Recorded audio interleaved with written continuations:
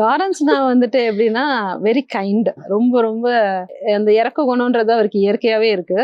So அதனால வந்துட்டு ஸ்பாட்லேயுமே கூட அதை ரொம்ப கைண்டா ஃபீமேல் எல்லாம் ரொம்ப அழகா பார்த்துப்பாரு. ஆனா வந்துட்டு அவருமே வந்து ஒர்க்ல காம்ப்ரமைஸ் ஆக மாட்டாரு. அது எவ்வளோ பெரிய டெஸ்ட் டஃப்பான ஸ்டெப்பா இருந்தாலும் அது மேல் ஃபீமேல்லாம் பிரிச்சுலாம் கொடுக்க மாட்டாரு. மேல் என்ன பண்றீங்களோ அதே பண்ணிடுங்கப்பா அப்படின்ட்டு அவர் பாட்டுக்கு போயிடுவாரு.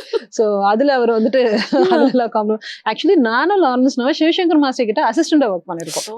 ஸோ ஆனா மாஸ்டர் ஆனதுக்கு அப்புறம் நான் ஒர்க் பண்ணேன். பட் அதுக்கு முன்னாடி நாங்க 2 பேரும் அசிஸ்டண்டா ஒர்க் பண்ணிருக்கோம். ஸோ அசிஸ்டண்டா ஒர்க் பண்ணும்போது அவர் என்ன ரொம்ப கம்ஃபர்டபுளா பார்த்துப்பாரு. அண்ட் பிரபு மாஸ்டர்லாம் எப்படி சொல்றதுன்னா, எங்களுக்கு வந்து பிரபு மாஸ்டர் சாங் வந்தாலே பயம். நாங்கெல்லாம் வந்து ராஜு மாஸ்டர் கிட்ட நிறைய ஒர்க் பண்ணிருப்போம். ராஜு மாஸ்டர் சாங் வந்தா ஜாலியா இருப்போம். பிரபு மாஸ்டர் சாங் வந்தா கொஞ்சம் பயப்படுவோம். ஏன் அப்படின்னா ராஜு மாஸ்டர் தான் டஃபா தான் இருக்கும். ஆனா அந்த பர்ஃபெக்ஷன் அப்படின்வாங்க இல்லையா, எப்படி சொல்றது, திரும்பிதான் நின்னுட்டு இருப்பாரு. எப்படி கண்டுபிடிப்பாருன்னு தெரியல. அவரை ஏமாத்தவே முடியாது. பிரபு மாஸ்டர் மட்டும் ஏமாத்துறதோ, ஓகே மாஸ்டர் நம்மள பாக்கல அப்படின்னு சொல்லி அப்படி ரிலாக்ஸ் ஆகுதுலாம் வாய்ப்பே இல்லை.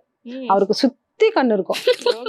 என்ன அவர் திரும்பிட்டு தான் இருப்பாரு. எனக்கு பிகினிங்ல நான் தான் சொன்னேனே, இந்த பரதநாட்டியத்துல இருந்து வெஸ்டர்னுக்கு டிரான்ஸ்ஃபர் ஆகும்போது ரொம்ப கஷ்டப்பட்டேன். அப்பவே நான் மாஸ்டர் எல்லாம் மாட்டிருக்கேன். ஒரு மூவ்மெண்ட் தான் நான் ஒரு நாள் ஃபுல்லா ஆடி இருக்கேன். அப்பா இல்லைங்க உங்களுக்கு வரலைங்க, டைமிங் கொஞ்சம் பிராக்டிஸ் பண்ணிருங்க, ரொம்ப கியூட்டா சொல்லுவாரு. அதெல்லாம் மனசு கஷ்டப்பட்டு சொல்ல மாட்டாரு. அப்பெல்லாம் பேச கூட மாஸ்டருக்கு. சோ உங்களுக்கு வரல அது பண்ணிடுறீங்களாப்பா அப்படின்ட்டு போயிட்டாரு. நானும் காலையில இருந்து பண்றேன்.